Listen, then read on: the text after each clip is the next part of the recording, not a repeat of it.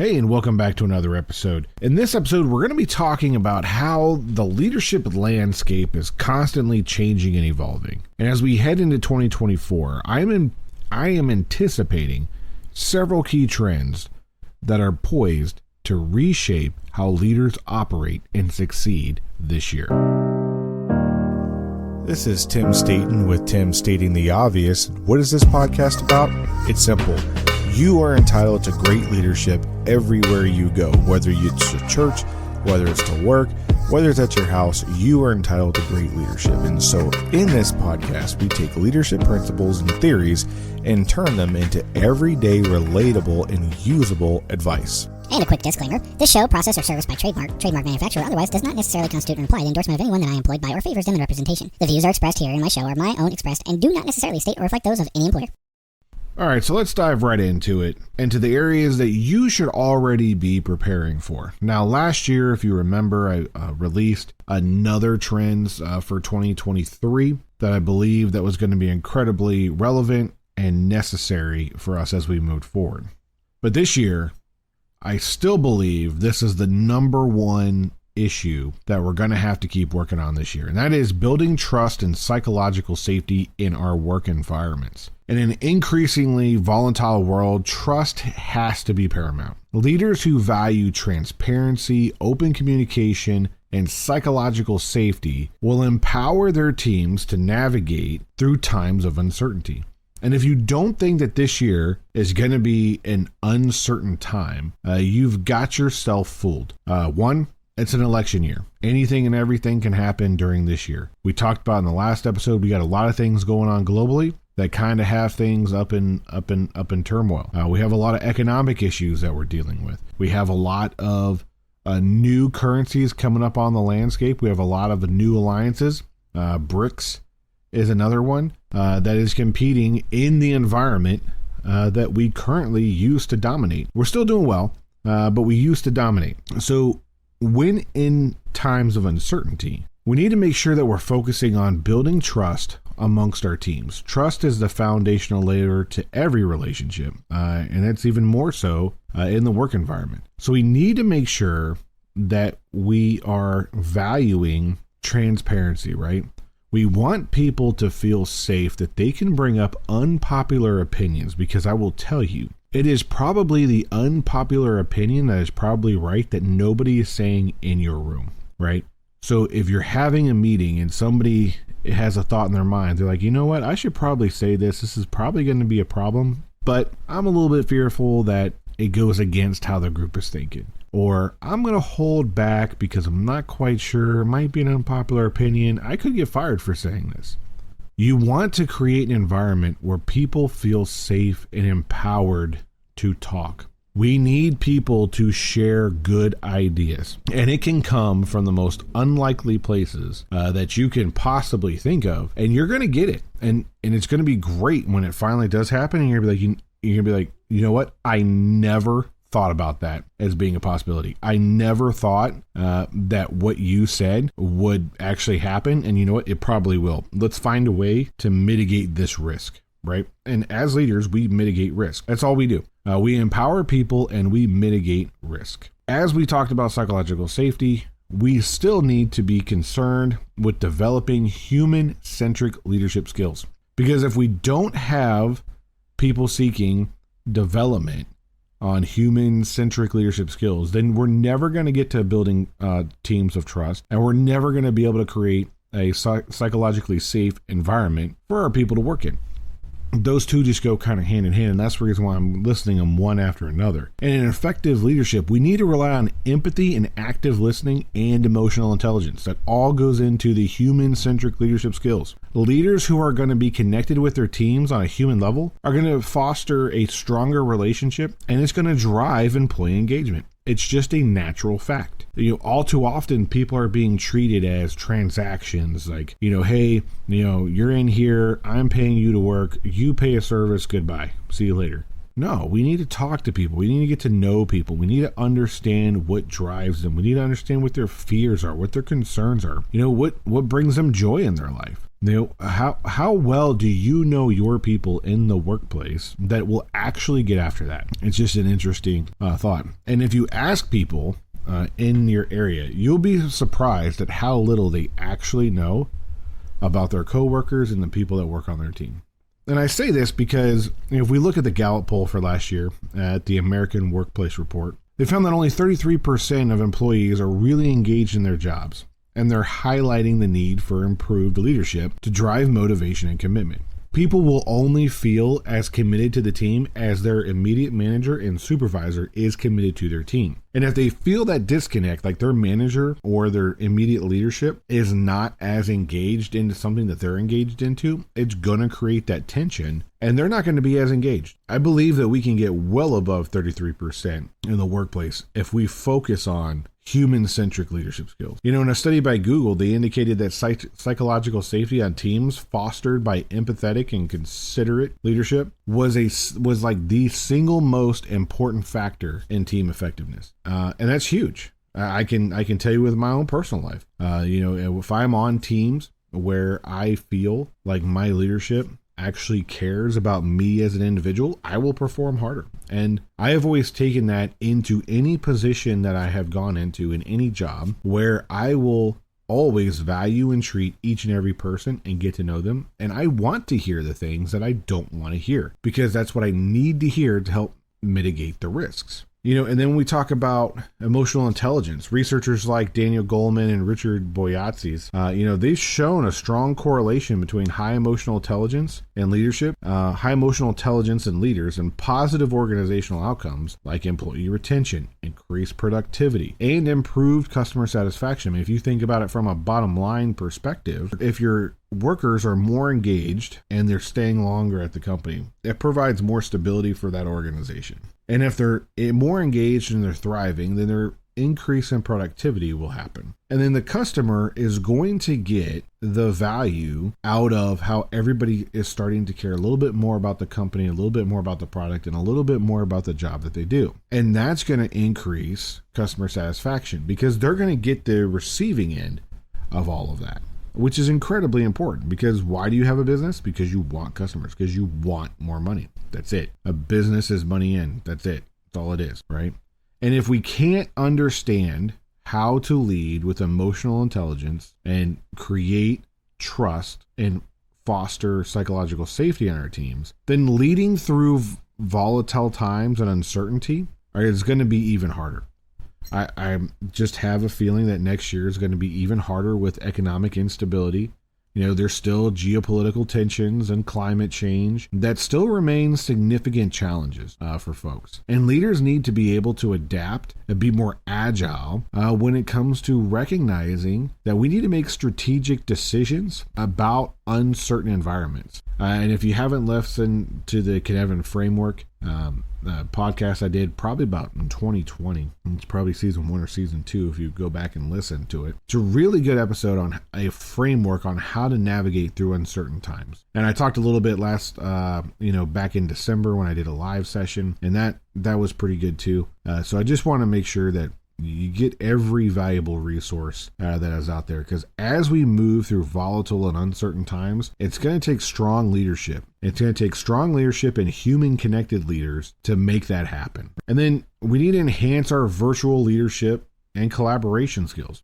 As we still go into more remote, more hybrid working skills, a lot of leaders out there do not know how to lead through a virtual presence. We've had, tons of years where we worked in brick and mortar institutions, and it was easy to see people face to face. It was easy, to get accountability. It was easy to talk to people. It was easy to work through problems. But when you are geographically dispersed, you don't necessarily have that option to kind of get to know if someone's feeling a little bit off that day, because you don't get to know them as well, because you don't interact with them as much. However, if we work on our virtual collaboration skills and our leadership skills on how we navigate through the future on this, then we're going to end up in an environment that is really close to being like in a brick and mortar building, but through a virtual space. And, with coffee badging, I expect, we talked about that in the last episode, I expect probably more emphasis on virtual leadership and collaboration and kind of remote hybrid working to become another central topic for this year. So if you're not looking for ways on how to enhance that, I would highly recommend that you start looking at that, right? And then we need to embrace AI in digital literacy. I would say for the longest time, people had like this weird connection with artificial intelligence, like it was Skynet and the Terminators were coming and they're going to take over and everyone's going to become obsolete. Well, that's not necessarily true.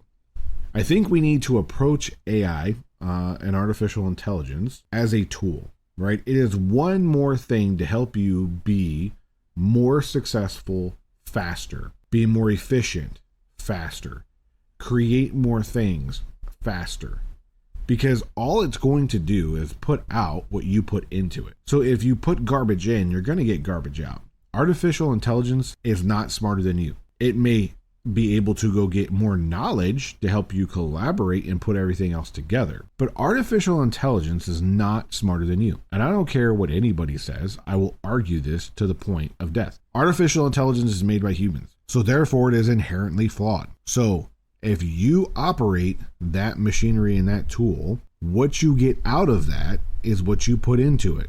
So if you want better results, you've got to shape the AI to be a better tool. And there's tons of ways you can go about doing that. And if you want an episode on that, I would be more than happy to comment in this episode here and tell me that you want an episode on that, and I'll give it to you. But we need to be more AI literate, and we need to understand its capabilities, its limitations, and its leverages, and how we can use that to drive innovation and efficiency.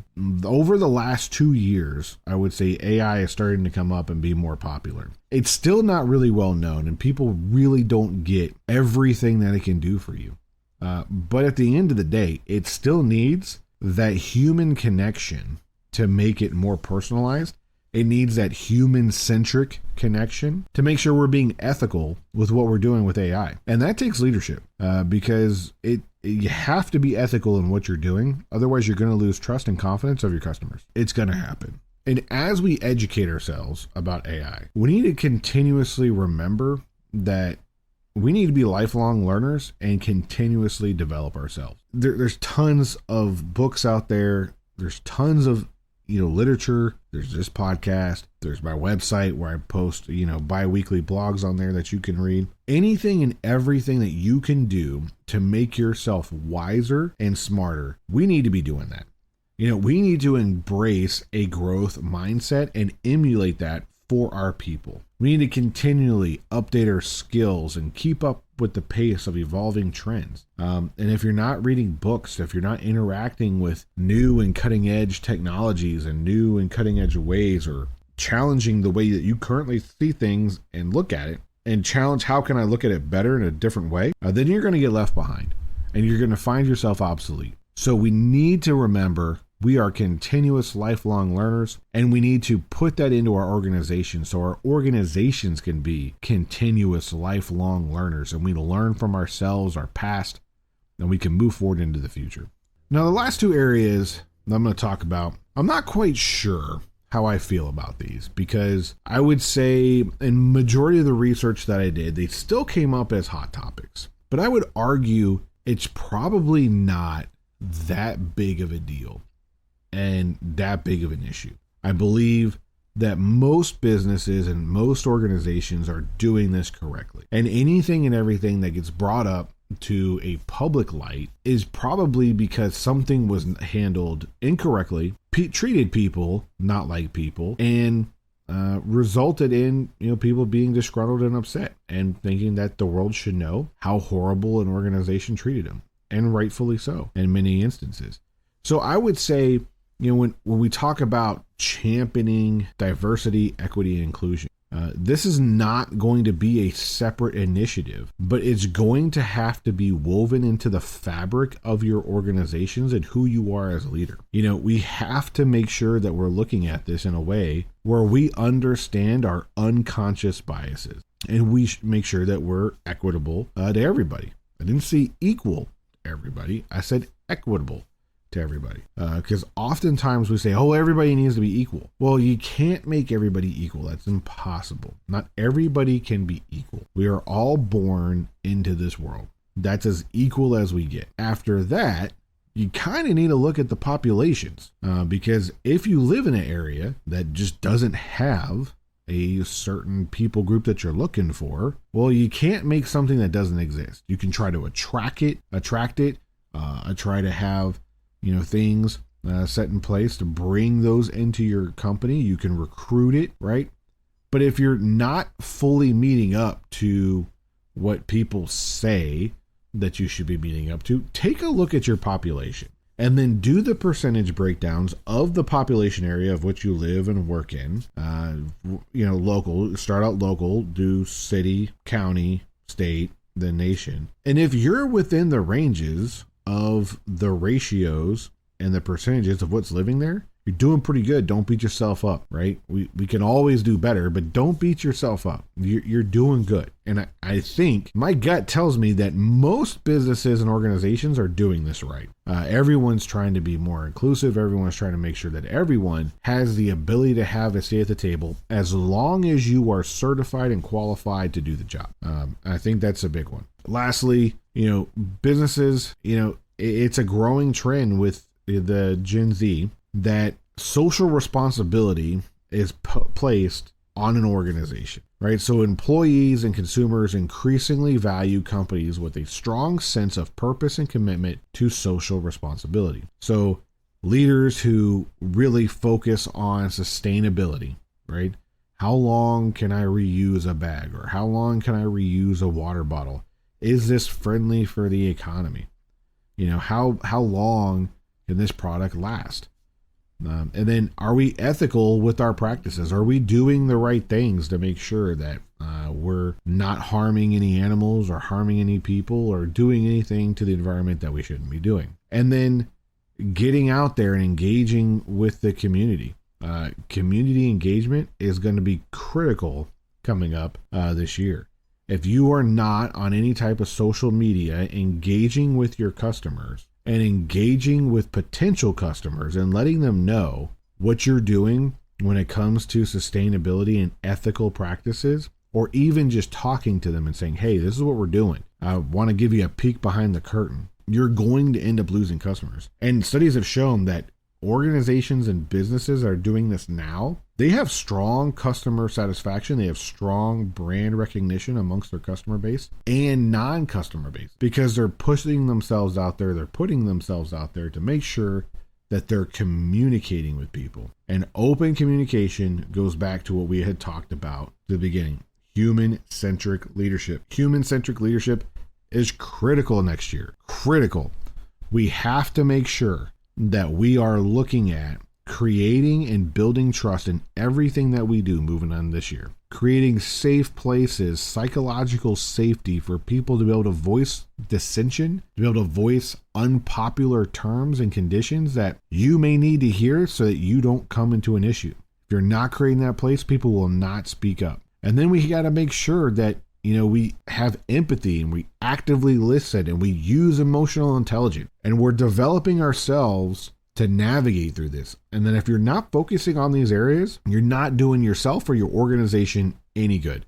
So these are the areas that I think we need to focus on throughout this year to better posture us for 2025. And I say the year because it's going to take a long time to turn the boat. Right? And if we're not practicing some of these things now, then we're going to need to start practicing and implementing the ideas so people don't freak out and turn the other way because change is hard. Leaders can navigate through uncertain times and lead their teams towards success. And it's doable. We can definitely get through this year, and I'm very optimistic and positive about it. And if this kind of sounded like a doom and gloom, it's really not meant to be that way. These are the challenges and the trends that I see that I'm predicting to be issues this year, and that are going to be a constant reoccurring theme in your everyday organization, whether you have a small business or large corporation. This is going to apply to you. Guarantee it. And if you're not focusing on it, it probably will bite you in the butt. And you're going to remember that Oh man, I should have listened. So as always, I want to thank you for stopping by and listening to this episode, and I really hope that you enjoyed it. Before we go, I'd like to ask a favor of you if I could. If you could please share this episode with one or two people who might like this topic. And if you haven't followed or subscribed on whatever platform you're listening to, if you could hit all the bells, the whistles, the follows, the plus buttons, anything you name, and a share, that would be great to help us spread the show to people who might not know it yet. And if you got some value out of this episode, if you could please leave a review and a comment so people who haven't found the show, it'll pop up on their algorithm and they can get the goodness and the value out of this as well. Again, thanks for stopping by. I'm Tim Staten, stating the obvious.